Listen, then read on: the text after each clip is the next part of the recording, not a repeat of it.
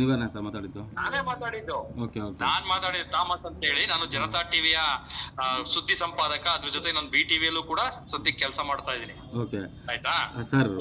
ಯಾರಿಗೆ ಬೇಕಾದ್ರೆ ಎನ್ಕ್ವೈರಿ ಮಾಡ್ಕೋಬಹುದು. ಥಾಮಸ್ ಪಿ ಸರ್ ಅಲ್ಲ ಸರ್, ಹಿರಿಯ ವರದಿಗಾರ sir. Okay sir. BTV. Sir ಅದ್ರ ಜೊತೆಗೆ ನಾನು ಜನತಾ ಟಿವಿಯ ಮುಖ್ಯ ಸುದ್ದಿ ಸಂಪಾದಕ. ಸರ್ ತಿಳಿಸ್ಕೊಟ್ರೆ ಅಣ್ಣ ಆಯ್ತು ಹಾಕೋಣ ಕತೆ ಹೇಳ್ಬೇಡ. DCP ಹತ್ರ ಮಾತಾಡಿದ್ದೀನಿ.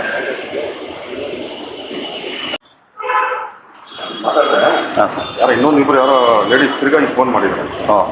ಈಗ ಅದೇ ಸರ್, ಅದೇ ಈಗ ಅದ್ರಲ್ಲಿ ಇದೆ ಓಡ್ತಾ ಇದೆಯಲ್ಲ, ಓಡ್ತಾ ಇರೋವರೆಗೂ ಮಾಡ್ತಾ ಇರ್ತಾರೆ ಸರ್. ಅದೇ ಈಗ ಅವರು ಜನಕ್ಕೆ ದುಡ್ಡು ಕೊಡಲೇಬೇಕಂತೆ. ಅವರೆಲ್ಲ ದುಡ್ಡು ಕೊಡಿಸಿ ಸರ್ ನಾವು ತುಂಬ ಬಡವರು ಹಂಗೆ ಅಂತ ಗಲಾಟೆ ಮಾಡ್ತಾರೆ. ಆದಷ್ಟು ಬೇಗ ಕ್ಲಿಯರ್ ಮಾಡ್ಕೊಳ್ಳಿ. ಈಗ ಅವ್ರಿಗೆಲ್ಲ ನಾವು ದುಡ್ಡು ಕೊಡಲೇಬೇಕು, ನಾವು ಅವ್ರಿಗೆ ದುಡ್ಡು ಕೊಡದಿರೋ ಇರೋಕ್ಕಾಗಲ್ಲ. ಅದೇ ಅದಕ್ಕೋಸ್ಕರ ನಾನು ಕೇಳ್ತೇನೆ. ಅದು ಏನು ತಿರ್ಗಾ ನಾವು ಹೇಳಿದ್ನಲ್ಲ ಸರ್, ತಿರ್ಗಾ ನಾವು ಕರ್ಕೊಂಬರೋದು, ಅವ್ರ ಹತ್ರ ಮಾತಾಡೋದು ಅದೆಲ್ಲ ಹಿಂಸೆ.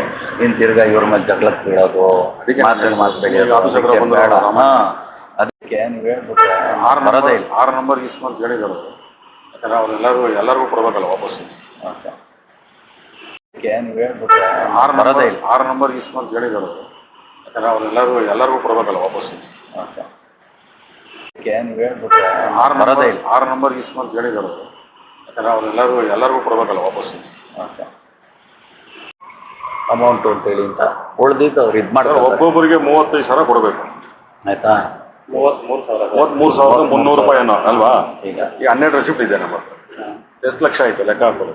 ಈಗ ಯಾರು ಇನ್ನೂ ಇಬ್ಬರು ಲೇಡೀಸ್ ಫೋನ್ ಮಾಡೋರು. ರೆಸಿಪ್ಟ್ಗಳು ತಗೊಂಬಂದು ಕೊಟ್ಟರೆ ನೀವು ಎಲ್ಲಿಂದ ಹೋಗ್ತೀರಾ ಎಲ್ಲರೂ ಕೊಡೋಕ್ಕೆ? ಯೋಚನೆ ಮಾಡಿ.